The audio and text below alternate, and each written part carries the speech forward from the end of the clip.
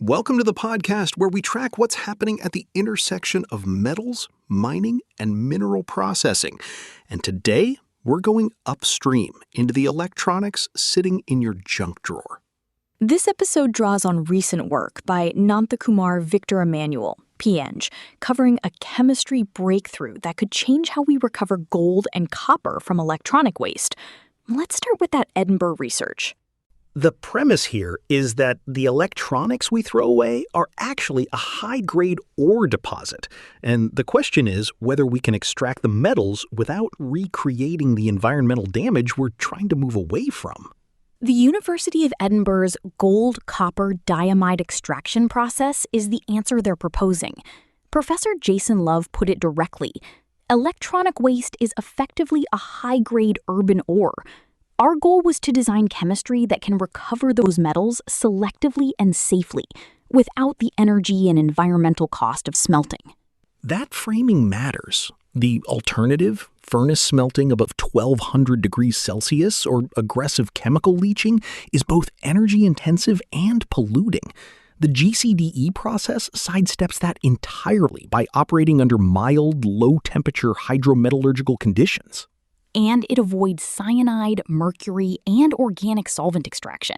The organic ligands used are small and reusable, and they target gold first, then copper, in sequence.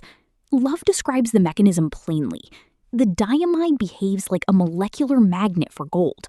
By following with a selective copper step, we can recover two of the most valuable metals in e-waste with high purity and lower environmental impact. The economics are not subtle. 1 ton of typical e-waste carries gold content worth over $46,000 at current prices, with copper adding roughly another $2,000 on top. Which makes the scale of what's being left on the table more visible. E-waste is projected to reach around 93.5 million tons by 2030, and only about 20% is currently recycled using environmentally sound methods.